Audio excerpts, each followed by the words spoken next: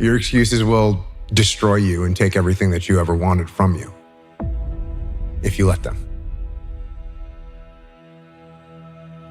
When your excuses make you feel a little bit better about the fact that you didn't execute on what you needed to execute on, then they can make you feel better, but they're not helping you.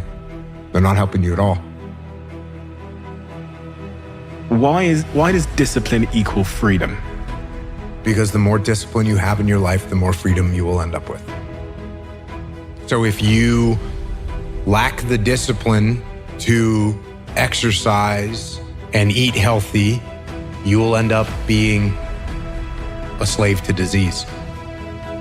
If you lack the discipline to work hard, save your money, you will end up a slave to finances. If you lack the discipline to manage your time correctly, you will end up with no free time. If you have self-discipline, if you have the discipline to save your money and work hard and invest your money properly, if you have the discipline to manage your time correctly and not waste a bunch of time, if you have the discipline to exercise and eat healthy, you will end up with freedom. If you want freedom in your life, you have to have discipline. Because if you're a kid right now and you're eating Doritos off your belly, I know they taste good and there's some immediate gratification, and I get that. But I'm gonna tell you, it starts right now. Throw that bag of Doritos away. Get rid of it. Go do some push-ups. Go spend $12 at the hardware store and hang up a pull-up bar in your room and start doing pull-ups. And if you can't do one pull-up, hang on that bar. And you're gonna start to get a little bit stronger. You're gonna start to get a little bit healthier. You're gonna start to get more focused. You're gonna start to become more resilient.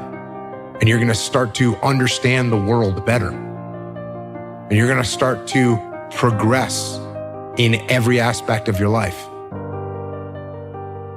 And you'll see that if you have that kind of discipline right now, you're gonna end up with freedom. Because you're sad, now you're gonna make a bunch of bad decisions because you're sad. No, it doesn't work like that. It doesn't work like that.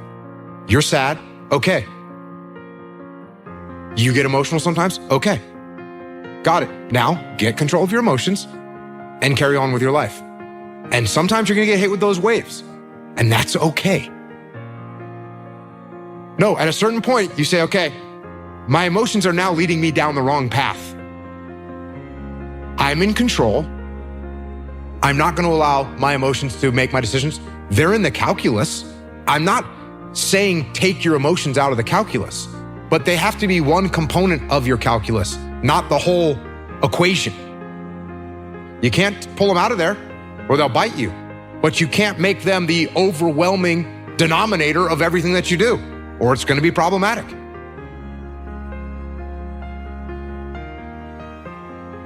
You have to start moving forward. You have to start taking steps in order to improve your vision, improve your perspective, change your perspective, make some kind of progress. And worst case scenario, you figure out that you walked the wrong direction. Okay, now you can go walk in the other direction. And that's gonna be fine. But standing there lost and not doing anything is just waiting to die, waiting to starve to death. Don't let that happen. I had to condition people to take action, even in the SEAL teams. Even a young SEAL leader who you would think would be by nature aggressive and an action taker, you put them in a pressure situation where there's not a ton of information and they need to make a decision, they don't want to act either. So one of the things that I would teach was that their default mode was to be aggressive. Their default mode was to take action. I would teach that. Same thing we just discussed. I wouldn't say, hey, look, that means you have to take action, but your default setting should be, I'm gonna do something. Because I'd have a young SEAL officer and there'd be some training mission and there'd be a problem in a building and there'd be a bunch of paintball flying around in there, and he wouldn't want to go solve that problem. He'd back away from that problem. And I would have to go like push him in the back and say, you see that problem over there? You got to go solve that problem. It's not going to go away. You got to be aggressive. That's got to be your default mode, is to take action and make things happen. Because most human instinct is to wait. Most human instinct is to hesitate. Most human instinct is to let things go longer and stick with the status quo. And that seems to be on the front, the lowest risk in the situation is to not do anything. It usually appears to be the lowest risk. So to train people to, I need to take risk, some level of risk, take action, because in the long run, I say 7 out of 10. 7 out of 10 times, action is better than inaction. If someone was on the extreme end of that disease of excuse and blame and all of those things, is there anything that you could do or you would advise them to do to kind of walk back from there, to get over the other side? Because I think we can all think of people in our lives, and maybe even ourselves at times, who have gotten into a chronic pattern of using excuses and blame as a form of self-defense. Well, unfortunately, what happens a lot, and you may or may not have seen this, but I would assume you've seen this at some point in your life. People, and this is a term, there's a term, it's rock bottom, right? This is a term that we hear for someone that's addicted, someone that's an alcoholic, someone that's physically let themselves go, someone that's put themselves into a situation with their finances or their work or whatever, where they reach rock bottom. But when the excuses all go away and people can actually confront the fact that this is all because of me, and it hurts, but is also unbelievably empowering, because if these problems are because of me, then I'm capable of fixing these problems. So even though extreme ownership hurts and is painful, it's also liberating, because now you have control over your fate and over your destiny, and that is a glorious thing. Are excuses the opposite? Excuses and blame, is that the opposite of extreme ownership? That is the opposite of extreme ownership. Extreme ownership is, this went wrong, this failed, didn't accomplish this, and it's not the fault of my boss, it's not the fault of my girlfriend, it's not the fault of my parents, it's not the fault of the weather, it's my fault.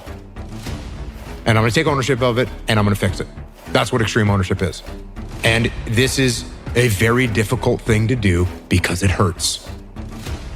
Because when you look around at your life, and you look around at your job and your financial situation and your relationship and your physical health, and when you look at all those things and all the problems that you may have with those things, and you say, the reason I have all those problems is because of me, that can hurt. That can sting. And a lot of times our ego rejects that and makes excuses and lies.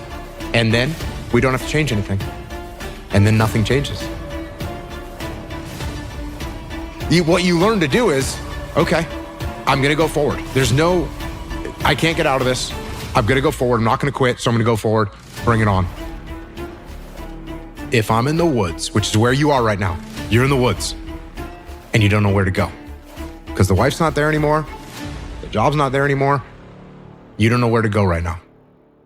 So if you're in the woods and you don't know where to go, start walking. What you learn to do is, okay, I'm gonna go forward.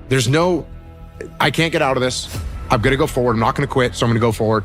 Bring it on. And I think if there's anything that you learn, it's to keep pushing through things that suck. Can you teach that? Let's go. We're gonna jump back in the water. Let's go. I think that's one of the few things that you learn in basic SEAL training is to shrug your shoulders and go forward. This is just something that's gonna suck and you're gonna have to push through it. All of us have seen our destiny at some point in time, and we decided not to listen. We decided to ignore it and say, no, that's not for me. Life came in and slapped us side the head, and we stopped dreaming anymore. The impulse to dream has been slowly beaten out of me through the experience of life. And that's what causes many of us to give up the experiences and the challenges, the defeats, the disappointments, and the failures of life. And we decide to prematurely throw in the towel on ourselves, or to sell out on our true potential, sell out on living our dreams. The reality of life, whatever that truth is, it's not as powerful as the perception on how you see it. No matter what happens, It's the perception on how you see it. I'm talking to you about elevated thinking. I'm talking about thinking in heavenly places. I'm talking about getting above the storm, you eagle. Stop talking to me about the storm and the recession and what's going on in the economy. That's for blue jays and robins and sparrows. Eagles fly above the storm. They don't read the weather report. They don't even care. Get above it. There is a way to get above the storm in your life.